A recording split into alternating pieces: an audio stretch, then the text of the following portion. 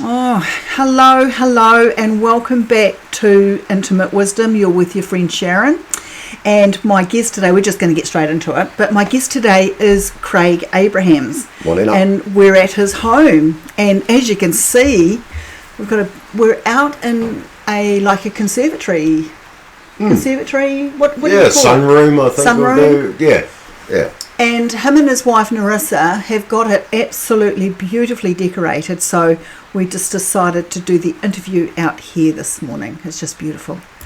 So, Craig, but you're a little bit uncomfortable this morning, darling. Yeah, I move around a little bit at times, Sharon. Yeah. It's the normal of my life nowadays, which is just the way it is. I'm going to move around here and face you. No worries. There we go. There we are. I move a bit anyway, so. Yeah. Right, so you move a bit. So, hey, tell us about that, Craig, because there might be times that we're going to be pausing so that Craig can have a bit of a break. But he'll tell you, he'll lead you into that. He'll explain to you why he's feeling uncomfortable this morning. Yeah, going back 5 years ago, got an opportunity to get a small hernia operated on that was caused when I was working as a paramedic once, and they said it was an easy job, and they completely balls it up and lied about it, and ended up getting my vas, 3 nerves and an artery trapped quite badly in surgical mesh, and had to get that removed because I couldn't do anything. It was, as they say, 10 out of 10 pain. Wow, that's basically big. 24/7. Couldn't have a bowel motion without crying or peeing without crying. It was terrible. It was. And how long did you have to live like that before something was done about it? It was 6 months after the operation that they took the mesh out, and hello Zeb. Hi, puppy. And I was in bed for, we worked out, basically a year. And it would have been 2.5 years afterwards at least that I was able to do a bit more. And that's, it wasn't very nice. They totally balls it up, and they lied about it and had notes. Health and Disability Commissioner ruled in favour of the surgeon, even though that same surgeon had, I think it was between 5 and 7 people that we know of that didn't get consented for mesh, and done permanent damage to them as well. That's huge. And that guy's still working today. Wow. And okay. That's major, because you hear about we hear about how the medical people pull together, don't they? And they protect their own and not take any responsibility or accountability for medical misadventure.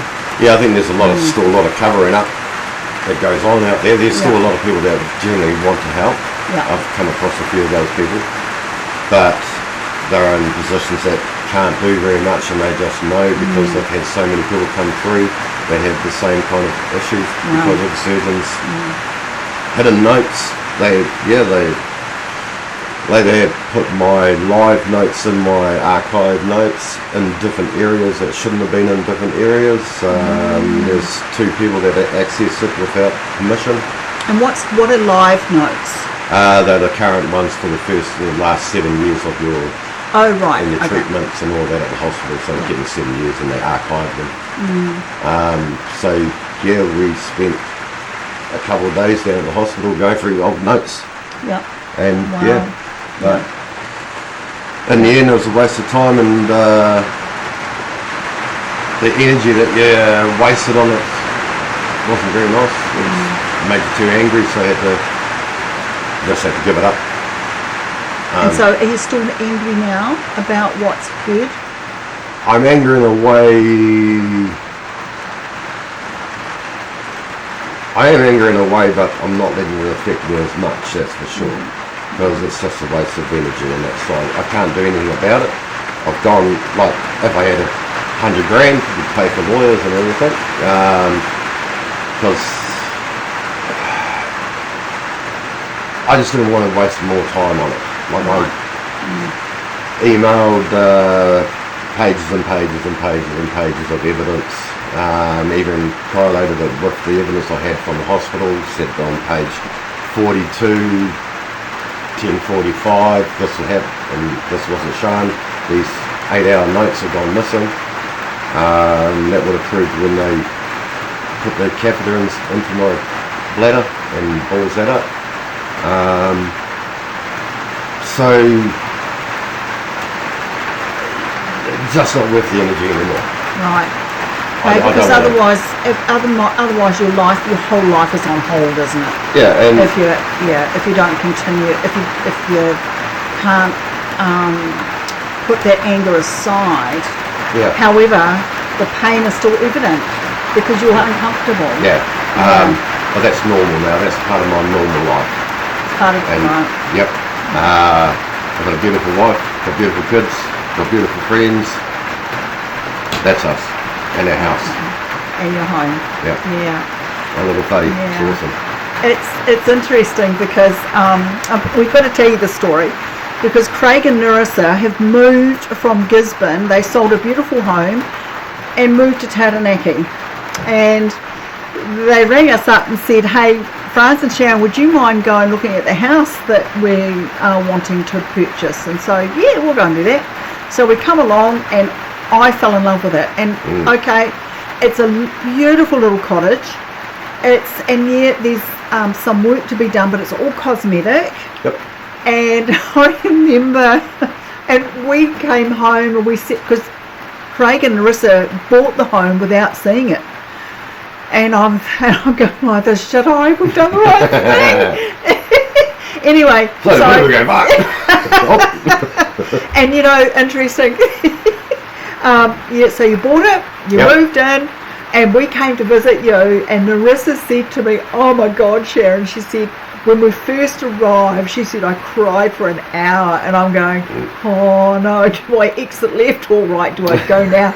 And then she says, but Sharon, she said, I had another look around, and she said, oh my God, she said, this is my home. Yeah, that's what we can repair it, we can do these, and the garden centre. Oh, the gardens! Beautiful. The gardens are divine. And if we'd had a portable camera, I would have taken you for a walk. Yeah. But anyway, it's pouring down with rain. So you've been here now how long? Just on 5 months on the 14th of coming up. Yeah. What's the day? Pass. It is the 12th. Well, it's the 12th. So 2 more days we're here, 5 months. Yeah. So we absolutely love it. The energy in this place is awesome for us. I love coming here. Wicked. It's wicked. Yeah. It's home. It is. Yeah. It is. And the gardens are just divine. And you know what? It's and Craig and Nurse have got all these beautiful lemon trees. So she gave me a big bag of lemons, and guess what? I've been making lemon curd. It's just gorgeous. Yep, got to try it later on. That's for sure. Yeah. So yeah. Now the neighbours come over and grab some lemons as well, and they used to circulate the food around the place and everything like that with the old neighbours. Oh, really? Yeah, so we've done a bartering thing already. We've had fried bread, we've had, this big shell thing. It's not here at the moment. Yeah. It was about a metre long. Like a big conch shell? Yeah. And so this got that for another pot plant holder and all that. And also some vegetables out the back and some, lemons and something else I think she gave her. So do the bartering. Wow, that's incredible. So already you've really linked in with the neighbours. We're starting to get that way, yeah. This one on the side, we've talked to the guys on the left and all that, but it's a big, huge fence, so you can't really see them all the time. Yeah, right. But some wave and everything like that. Everybody's friendly here. It's neat. It's great. Awesome. It's beautiful. It's home. So happy for you guys, really am. No, we love it. We love it, Sharon. Yeah. I love it too. Yeah. I still love it, But anyway, Craig, so you were a paramedic. Yeah, surprisingly, even my wife couldn't believe that I was. She thought I was a bullshitter. She goes, one of those guys. It's true. Ask her. Yeah. She said to you, you told her, Yeah, she said, what have you been doing in the past? And I said, I was a paramedic before this because I injured myself as an ammo on the job. So I ended up finishing up, unfortunately. But yeah, we're working together in a workshop and just talking and all that, and she looked at me like, whatever. So she didn't really sort of believe you. Didn't really go, bullshit straight away, but yeah, later on, and we're talking, she goes, I didn't believe you at first. I was 7, 8 years, I think it was. Yeah. Yeah. And whereabouts was that? Started off as a auxiliary in Gisborne, and so just like a volunteer, it's a different name. But at that time I became unemployed, so I just went I'll just put my hand up for as many shifts as I could. Had the basic knowledge, when I was in the TF as well, and you get a little medical knowledge, patching up people and all that.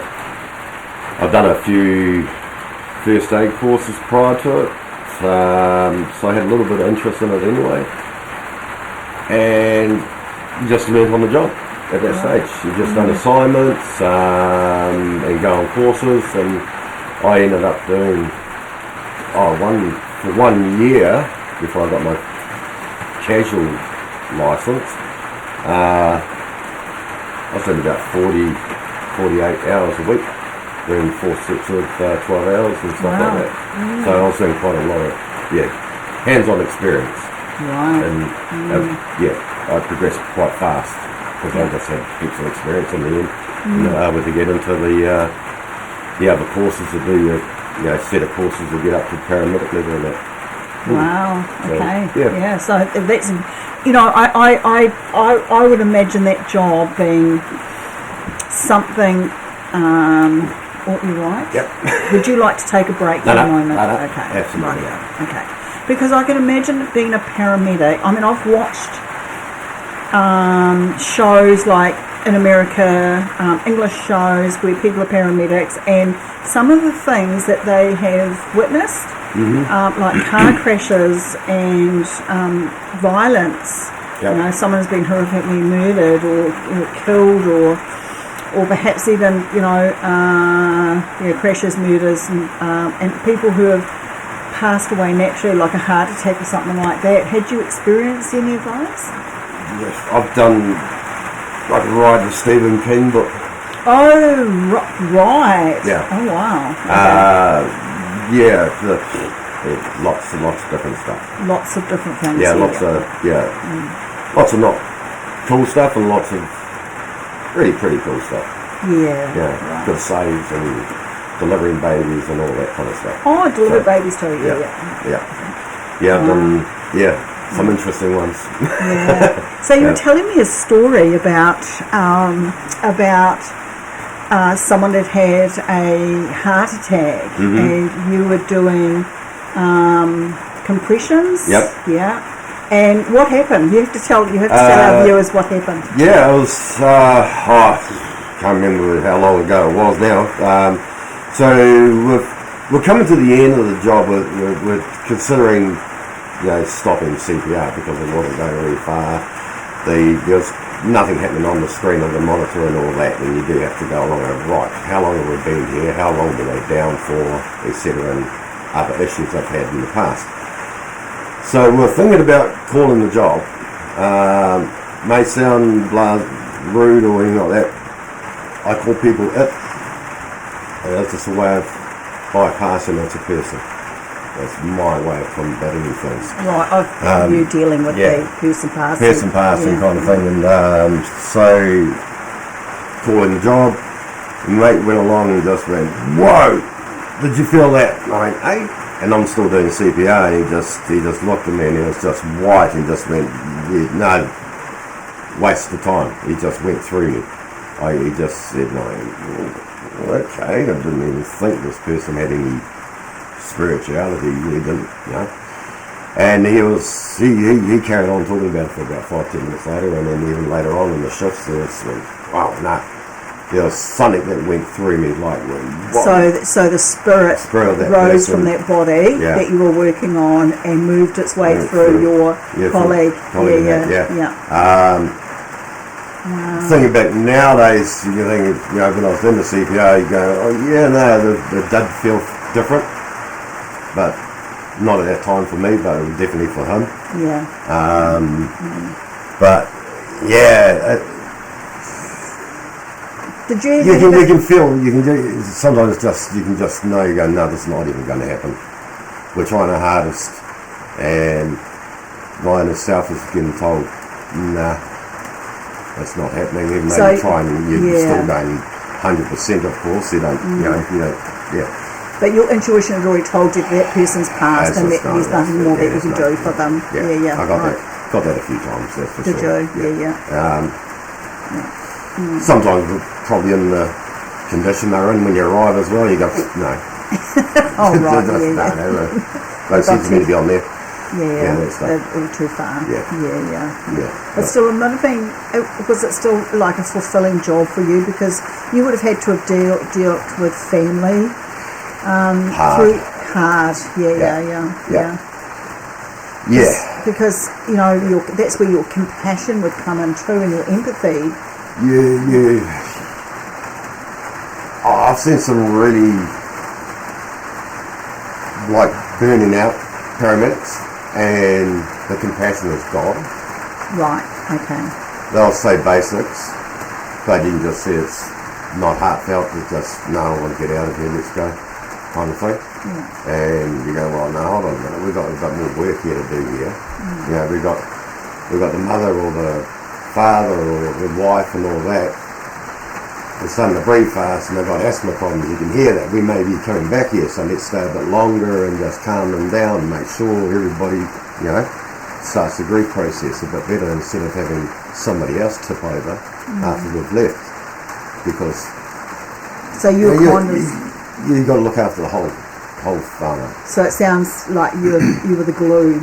You got that kept things together. Yeah, until other people start turning up, and you know, the aunties or the sons and daughters or somebody else or next door neighbours, you know, somebody there to help them bond, not bond, but help them process things, start to process things, instead of just going, right, see you later.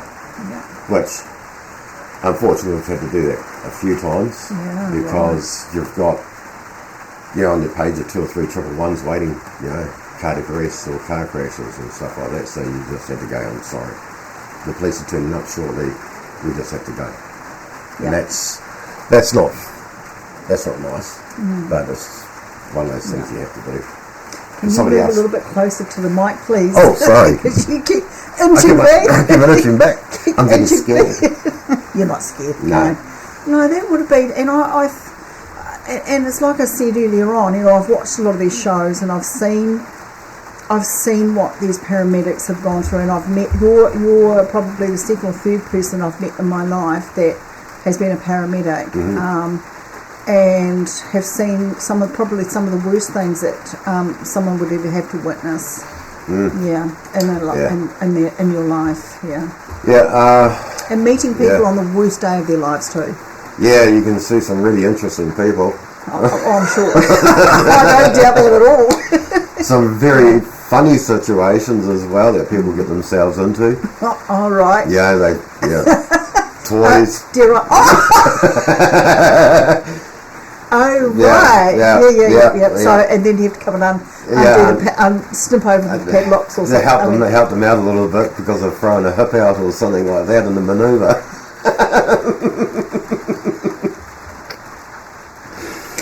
But people going to the wrong houses in the country, and mate was telling me one time, and you were going to, and they said it's the third house of the light is on out the front, so they said that must be it, and the boys went in there, and no, they're all cuffed up to the bed and everything like that. So this is the wrong house for this. And Wow. I had no idea a paramedic would be needing to do something like that. Yeah, to free. Yeah. Oh, well, I suppose if they've chucked a hip out, Yeah, well, they can't move. They can't move. So, and they're in there. Somebody's underneath them, stuck and down and all that kind of thing. It's really, really embarrassing sometimes. Oh, no, that is just... So, of course, you keep it professional, Sharon. Well, of course you would. Right. You'd have to contain the laughter. Yeah. And bring the compassion. You take turns going out the bedroom to laugh and come back in again, and you go out and you go. But no, been some interesting things. Oh, I'm sure. You know, I never actually I never even thought outside that square. Yeah. And so far as helping people in that kind of position. Yeah, it's you are wary when you go into a house that's nobody's come out of, when you've backed up and you give them a flick of your light, it's all a siren just to tell them you're here or something if nobody's coming out sometimes, especially in the country. So when you start peering through people's windows and knock on windows, it can be interesting. And so, all right, we'll shift a gear, and shall we? So, have you ever felt that your life has been threatened or in danger during your job? Yep, been told many times if he dies, you're going to die with him. Been chased with a baseball bat and had a shotgun pointed at us. We out the window of the house. I've been punched 3 times.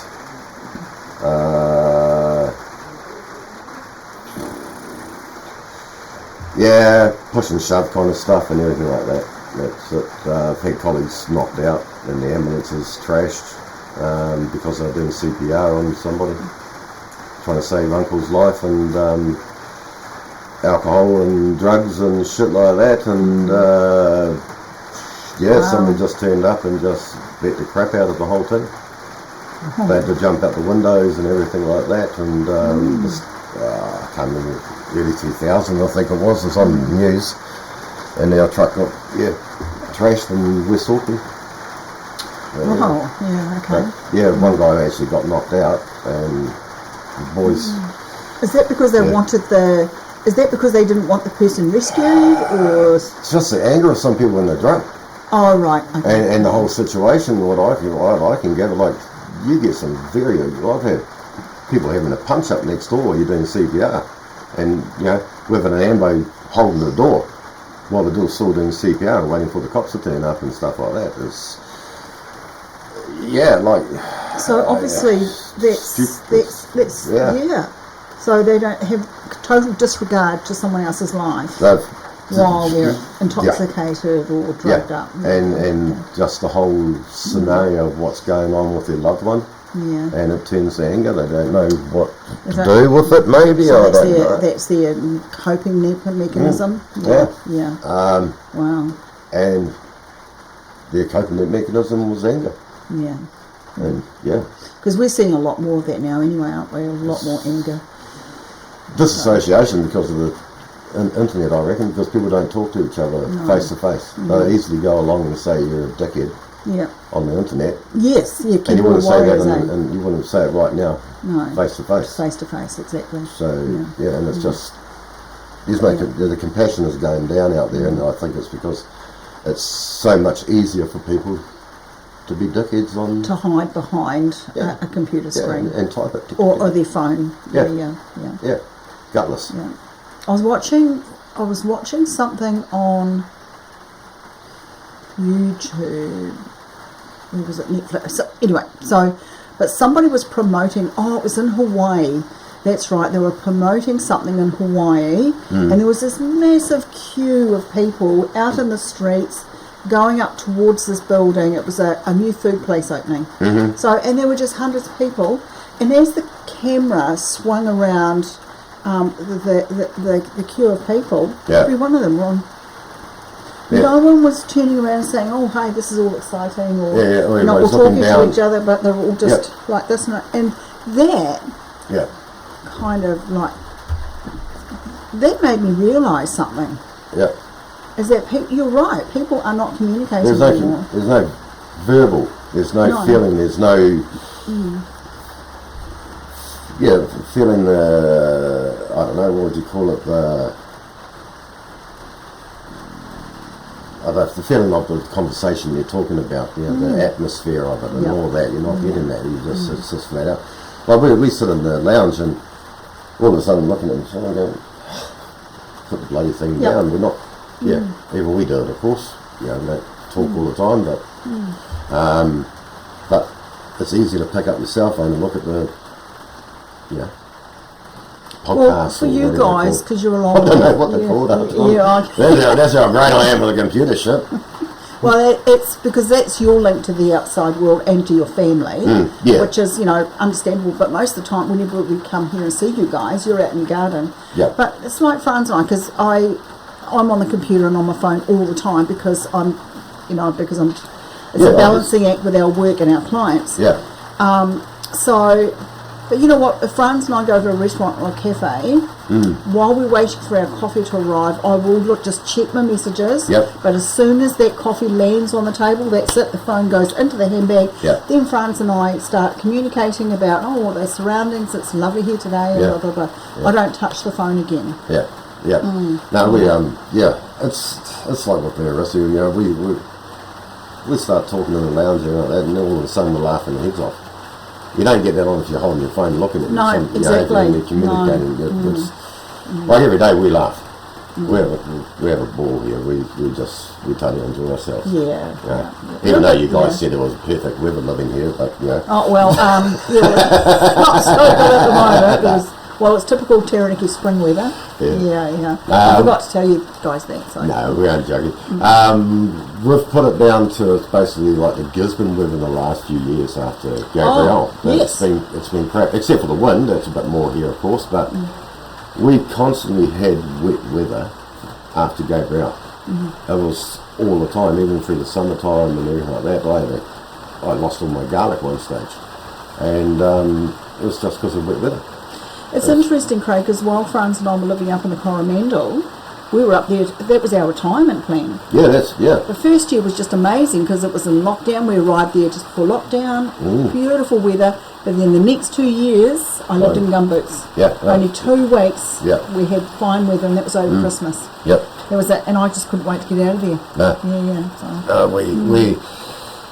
We had enough of Gisborne ourselves. That's what we had to. Well, we were just becoming unfinancial, that's for sure, because of all the rubbish that was happening with us. And we went from 2.95% in the interest to 6.85%. Whoa, that's a big jump. It's huge for us. And then obviously got a bit crook and had to give up her job and all that, and I was already on the benefit, which. And that was because of the surgery. That was because of surgery and all surgery. that. But I'd want to start something home based, that's for sure, to get out there with people again, and what we've been talking about and all that. Just to get with. I've always been in positions of helping people.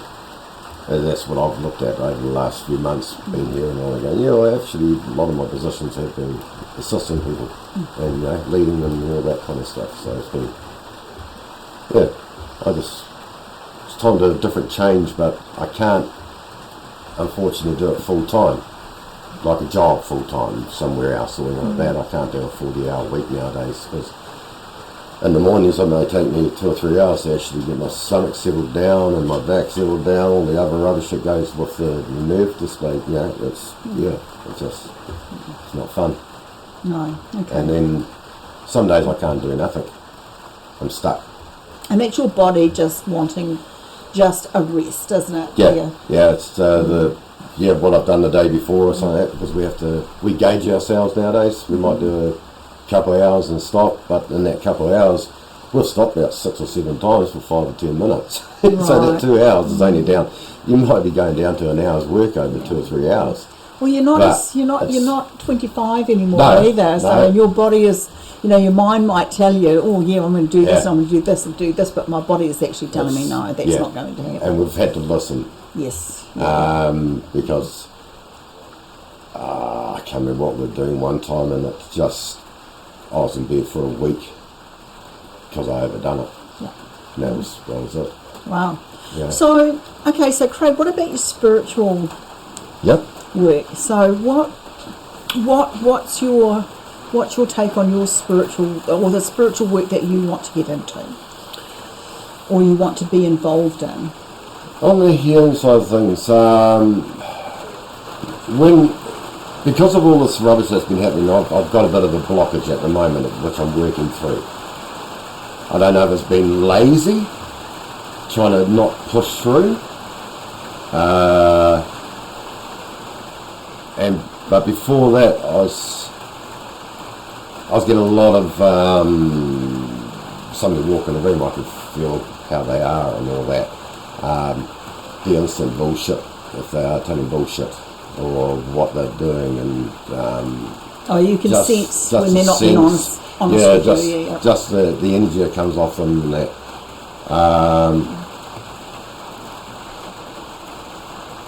I've been able to see spirits come through, if that's the way to put it, or the way I feel it. I'm not sure. I get messages as well when I've been fully going, really focusing properly. It's been amazing. I'll get a message, but then it'll take a little bit to dissect. But then I understand exactly what it's meaning, or how it's come through somehow. Mm-hmm. It's hard to explain. Yeah. But a lot of the healing side of things is helping people. I want to, get back in the being beside people again, and we've had a little ghost cat in here we told you about. Yes. That was pretty cool. That was pretty cool. You guys telling us about that last week. Yeah. Like a black and white cat. I saw more black. Rissy saw more whitey black. And just walked past us and did you? Was that our cat? No. We had both cats there. And so you both saw it at once? Both saw it at once. And so I got up and looked down and said, "Nah, definitely gone." We said, "Kia ora, hello, how you going?" and all that. But then the dog just went, whoa, he just turned and had the old staffy look, and when they really look interested. Yeah. And then one of the cats went up to the corner of the hallway and started going, meow, meow, meow. Okay.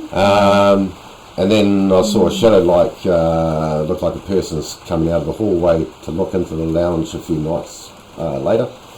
And said hello to that person as well. But our last house in Andrew Street in Gisborne, that had a lot of movement in that place. Many a times thought our daughter got up, with the grandson early, but wasn't then. They were fast asleep, and there was definitely people walking through the house. Out the back there was like a lady in a coat, maybe, if I can think, going past. I've been sitting in the toilet and the door just going continuously banging. Oh, right. Somebody busted my toilet. Just going bang, bang, bang, bang, bang. And I've come out and Rissy's sitting there and I said, "Did you see that?" And she goes, "What?" And I said, "The toilet door was just going bang, bang, bang, bang, bang. I thought you guys were playing." And she goes, "No." And but I've got to open myself up a bit again. It's just thankful that you and France really encourage it, especially through your posts and all that, and meeting you, every couple of weeks and talking. Gives me a real bit energised. It's cool.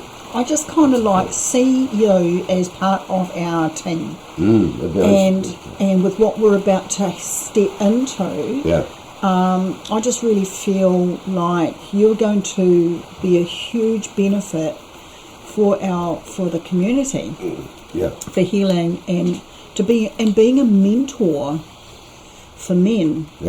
Who are hurting. I'm really interested in this. Are you? Yeah. Well, you know what? It's interesting, Craig, because I've been talking to one of my very dear friends who's come down from the far, far, far north, and her nephew is really keen to have an interview with me. Now, he is doing exactly what I want to set up with you, Wayne and Franz. Yeah. And so I'm going to have a chat with him because he's working with people who, men mainly, who have experienced sexual abuse, suicide, things like that. So, and I really would like to talk with this man, and I'm going to interview him, and we'll take it from there. Yeah. And I just kind of feel like your move here to Taranaki is purposeful. Yeah. This is where I've always believed that the universe has guided you here for a purpose. Yeah. I definitely. Yeah. Definitely. Yeah. I can understand about that side of thing of other people taking advantage of younger people. Yes. And I can, well, you know, understand that rubbish. The thing is, what concerns me is that there are people that are not working at a depth that's needed right now. Well, as you know, Franz and I don't do fluff. No. We don't do any of the fluffy stuff. We just let other people get on and do their tell us fluffy straight stuff. We just straight up, and we talk about shit that matters. Absolutely. Well, no, actually, it's not shit. It's stuff that matters. That's really important to us, and to the people with whom we work with. Yeah. And so, us as a collective energy, I've always looked at us as a force to be reckoned with. And to be able to be honest and tell people how it is. This is look. If you don't do this, this is what the outcome can be like. Yeah, absolutely. If you take that road, this is the possibility for that. But if you take this road, and lean more to wanting you, if you want to heal, then you have to take responsibility for that. Yeah, and that's what I've learned from you guys as well, and that's why I'm pissed off that I got that kind of blockage after I got angry about this whole thing. It's been 5 years. So that's... But Craig, it's okay to be angry Yes. about something that has happened to your body, that has stopped you short. You can't work. No. You can't. There's a lot of things you can't do. But what you can do is come, like you say, you're living with it now and coming to terms with it. But I still believe I've got a very strong sense that there's someone who's going to look deeper for you. I still feel that, and I don't know how it's going to happen, but I know that I can see this man, and he's going to look at it and say, look, I think I can help you here. It'd be nice. Like, I'm not after the monetary kind of thing. It's just the whole situation of what that guy's been able to do, and he's destroyed. Some real bad stuff. It's interesting, that what some of these people have done, and we've watched a few documentaries about, different about medical misadventure and how all these people have gotten away with it. But eventually, it catches up. It does because they become complacent and they don't really care. So then, boom, one day, there's a loss of life. Yeah, well, it's. I can't mention what he done with one lady, but it changed everything. Yeah, of course, yeah. She was open about it. She has been open about it and all that, but I wouldn't want to, over the internet and all that. No. But it's not very nice. No. And with not even having consultation with other people that are involved with women's health, and just went along with an operation and stuffed her up completely. It's and somehow I really believe that there will be a time when accountability will be called for. And it's people like yourself that keeps those doors open for that possibility, and you working with others that have experience something similar to yourself. No, that's and getting through it, because you become, unfortunately, living in pain. You take painkillers. Yes. And you become addicted. I'm addicted to codeines. I've reduced them a lot nowadays. Over the last year and a half, I've been reducing it, and I'm about to, next time I go to the doctor, I couldn't get in this time, but the next time I'm going to try and reduce it again. It's only a few pills over a month, but it's a big difference over when you've been on it for so bloody long. Exactly. And the high doses and stuff like that. Like, and have you had any withdrawals or any effect from coming down from your meds? Definitely with like the sleep at times has been like I'm pretty good now, but my sleep's quite disturbed because I getting up and stretching and stuff like that a couple of times a night sometimes, or even like yesterday I woke up at 3:30. That was it. That was my night over. I had to get up. It was just uncomfortable. Well, that's age. That's not where I was feeling down the old hello there. Oh no, right, yeah, of course, yeah. But I was being facetious. No, yeah, right. But you do get, that's why you have to take it slowly. Yeah. And get your body adjusted to it, or else you will start getting the old shakes and all that kind of crap, and I'm not going to do that kind of rubbish. Because it's the same sort of thing, like codeine is a drug, like you say, and it's just like coming off heroin or cocaine or someone giving up drinking. It's all the same sort of, the body still reacts the same way. Yeah, it's been used to it, the brain. The brain's been used to it, and that's, like I've been offered methadone. Cool, so I'm going to go from one to another. No. I said, you can use methadone with your pills and reduce it like that. And I'm going, I don't want to do that kind of crap. No way. Because it's another chemical that your body having to absorb, isn't it? That's another, and that's, I've been lucky. I was just on codeine for years by itself. And I was meant to be on the gabapentine, the nortriptyline, amitriptylines, Norflex, all the other rubbish, and I go, no. Never heard of any of them. It's just total fog in your brain. That's all it is. And I got off all those over the many, many years. Like the gabapentine I was on for about 15 years, and that was for the nerves. Oh, nerve pain. It was just like going through a fog in the car all the time. Like writing down things and making sure, and I go, no, I can't do this, especially when the kids are younger and everything. Yeah, sure. So I just kept it one pill a day, but it's, for a while there, it was quite high, because I said, no, you try this to get this kind of thing sorted, and there was no. Wow. And that was when I done my knee in when I was a paramedic. Oh, yes. And then it tore that knee, and then it tore that hip, and then it tore that hip. Holy moly, yeah. So, and that's why you had to give up your paramedic work. The knee was dropping out all the time without any knowledge. Like, you just go, you end up on the ground.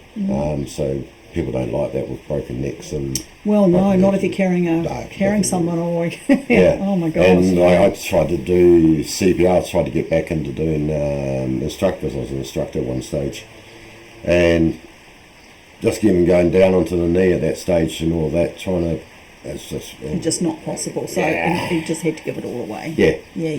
I got offered a job in control and doing, sending out ambulances and all that, and I'm going, no, I want to be out there. I'd rather be completely out of it. It just sounds silly.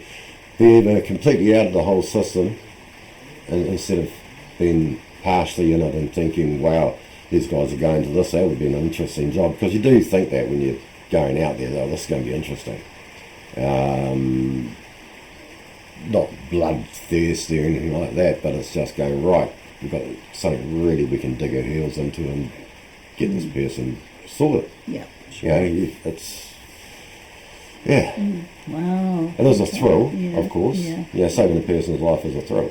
And if you get a wicked job, that's great, because when I learned that you were a paramedic, I thought, wow, that's what an amazing job. Someone saving someone's life or being at someone's end of life would be like, I don't know how you feel about that, but I know that when my mum died, I felt so honoured to be there.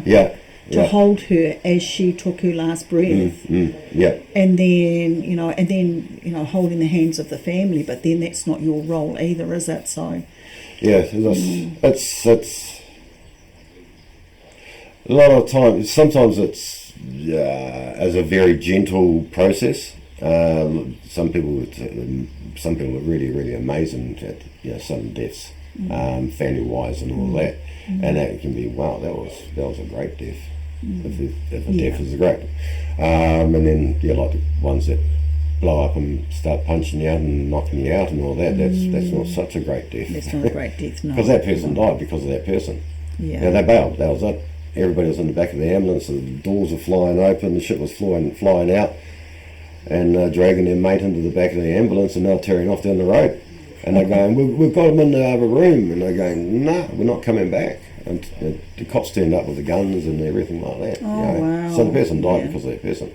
They were doing active CPR to try and save him, but that was it. And I can't imagine what it would be like if someone is passing in horrific pain either. So yeah, no, it's not cool. It's not cool, no. At least nowadays you've got a lot of drugs that we can use and reduce that kind of thing. Yeah, cool. Oh, that's the comfort. Yeah, right. Okay. And even with people that are dying at home, the cancers and all that kind of stuff, that can be, you can get an open letter kind of thing from your doctor, and they can give it to the ambos. Yeah. And this is it. Or, I remember when my mum was dying, she was diagnosed with cancer and she had 3 weeks to live basically. And I spent that whole time with her. But you know what, Craig, she was never in pain. Yeah. I just said to Creator, please, and I remember just crying, saying, Creator, please, my mum has been through enough in her life without having to die. Yeah. I'm starting to get teary now. Without passing in horrific pain. You know what? She never had she had an ache in her shoulder blade. She was going like this, and I said, what's wrong? She said, I've got an ache in there. So I gave her, I think, 2 or 3 Panadol, knocked that out, and then that was it. She had no pain, and she died so gracefully. Yeah, that's nice. And it's just and I am so grateful that I was there for that. Yeah. We went there at home with Mum. She passed in the night. My brother found her in the morning, but we're all with Dad at his when he died. Yeah. And that was pretty good. He done pretty well himself. It was interesting. The morning he was dying, because I ended up staying and doing the night shifts. I stayed up at night with him at the hospital. It's about a week and a bit in the hospital. Because she was at home with Mum before that, but she couldn't, look after him. Pain wise, didn't want to make a mistake and all that. Understandable. Everybody came up in the morning the day he died, and then when they're leaving, I was still there. I said, I'm going to carry on and do a couple of things before somebody else turned up to turn the shift over, and he was unconscious at that stage. We're going, he's getting closer. He opened his eyes every now and then and all that. But as soon as Mum went out, started walking towards the room, he just sat bolt upright and said, don't go now, soon, or something like that. Wow. I think I rang them because he started doing a few things. I said, no, I'm going to hang around. Something's going to be late, one of the brothers or something like that. And it would have been about 3 or 4 hours after that he died. Maybe everybody came, we rang up and everybody came in and all that. We were with him when he died, but he knew he was dying that day. Wow. He knew. It's interesting because I did a wedding for a couple down in Wanganui, and they had planned to get married on the Saturday, but the father was in the Wanganui hospice, and he said to his daughter, no, bring it the day before. Okay. So they did it the day before, and he was quite, he was loose. He was sitting up in bed, and it was done in his room. Cool, nice. The ceremony was done in his room, and you know what?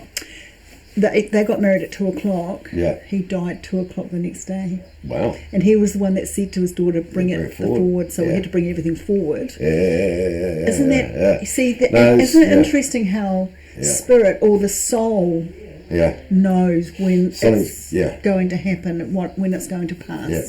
There's a couple of mates of mine died many, many years ago in their 20s.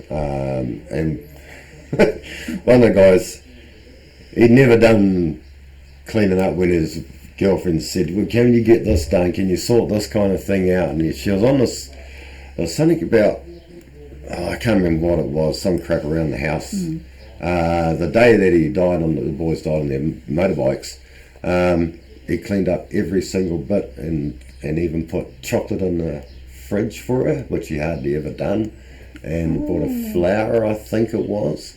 And then, the boys died later on in the afternoon. We had an overbridge out of Gisborne. And, but she said, why, you never, I've been on him for months, and the prick finally done on a day, he fucking snuffs it.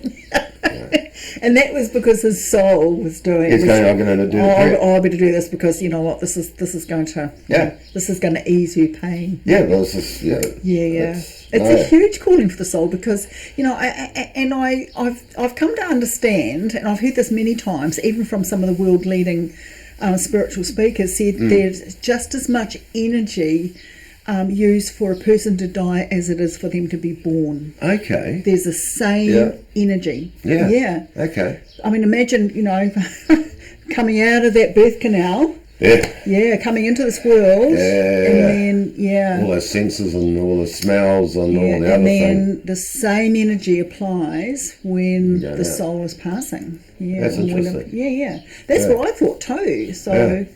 Yeah, I'll let you know what it's like when it comes my turn. I'll come back and visit. We won't have a competition who's going first, though. No, I'm definitely coming back to annoy the shit out of the kids and everybody. Yeah. I reckon I was going to come back and annoy the people that pissed me off. I'm going to do. Don't worry, I'll be doing something. I'll be coming around to say, I'm here. You'll come back as a horny devil or something. You should do it in real life now. Oh, funny. But no, I'm going to be a good boy on the camera. Well, I should be a good girl. Well, I need to be, so, Well, no, I don't need to be. No, people. No. This is what we're here to do. Help people laugh, and, this is about life. Different things that people get up to. Exactly. And all that. Yeah. No, definitely when you're a paramedic, you're bit of a schizophrenic or something like that, because you can do something really bad at one stage to help somebody, and then you go into a little old lady that's tripped over and hurt her hand or something like that, so you're changing from... So flipping flopping all the time.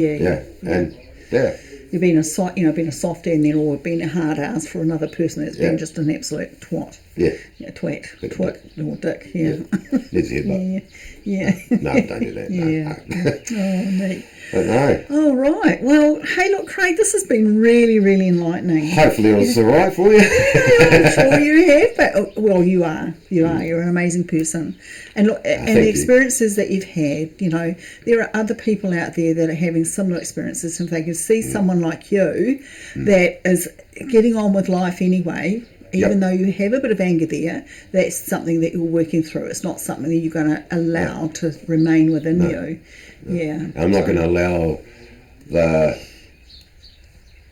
the body to get worse. That's why I did a lot of Pilates and bits and pieces, stretching and everything like that, and I kept trying, because this is all I've got. Yes. And I get told off all the time, don't push yourself too hard, but I need to do that extra bit because my body's telling me no, keep going today for a little bit extra longer. And that's what people need to hear, that they can carry on. And I love the idea of somebody with a disability, helping them work through it and keep going a bit further each day. Yes. And now I've done rehab for a long time. I was a team leader for a rehab place in Gisborne, and I was moving the guy's finger after he got shot, and just moving his finger like that. And we went like that for months, just all his digits and everything like that. In the end, he was able to hold a glass again and have a drink of water. Before that, his hand was crap, but it was just consistent and working with people like that and showing them determination, keep going. And every time... And pushing through. And the one thing, even Rissy's heard it from the guy, he's seen me and goes, "Great determination." And that's what I told him all the time. What's the main thing? Determination. Keep going. Because he was going to give up. He was going to try and kill himself again. But no. He was in the community. He's going bloody well. Yeah. And that's what I like about the whole thing as well. Using the healing, the energy and all that, as well as experience of what I've done and what I've been through. I felt that. Yeah. I like when that. you went like that, I felt that go whip across my hands. Yeah, cool. Because, you can, Yeah. I Oh, like wow. it. I like That was amazing. Cool. Yeah. Cool. And that reminds me too, because when we start this healing hui, I'll have to remember not to get you on your knees. No. I have to do it standing up. Have to push me over if you get me up again. Yeah. I can get up and down and all that kind of stuff, but just over yeah. the end. If I'm doing it all the time, it's just I'll get you a Zimmer frame. Depends how drunk I get. No. Yeah. Oh well. Oh, that's amazing. Well, look, thank you so much for joining me, Craig. Thank you. It's been a while in coming because the first time we were going to do this, you had COVID. No, not COVID. I just got a cold, a real bad cold, and it hit me like I hardly get sick from a cold. Yeah. So it was the first time in about 5 or 6 years I had a cold, and it just knocked me. Yeah. And then we went away, and then we came back, and then something else happened, and then finally we catch up this week. This man flu was really bad. Oh, the man flu. Oh, that's right. I remember you saying something like that on the live on a Sunday, and you had people cracking up. Yeah, there's quite a few comments about the man flu. It's true. It's dangerous. It's horrible. It's horrible. It was fabulous. All right, Craig. Well, thank you so much. Thank you. I was going to reach over and give you a hug, but I don't want you to overstretch yourself. No, all right. Piece of cake. I'll bring it in. All right, my darling. Thank you. Thank you so much. And look, thank you for joining us. And until next time, we'll catch you. See you later. Bye.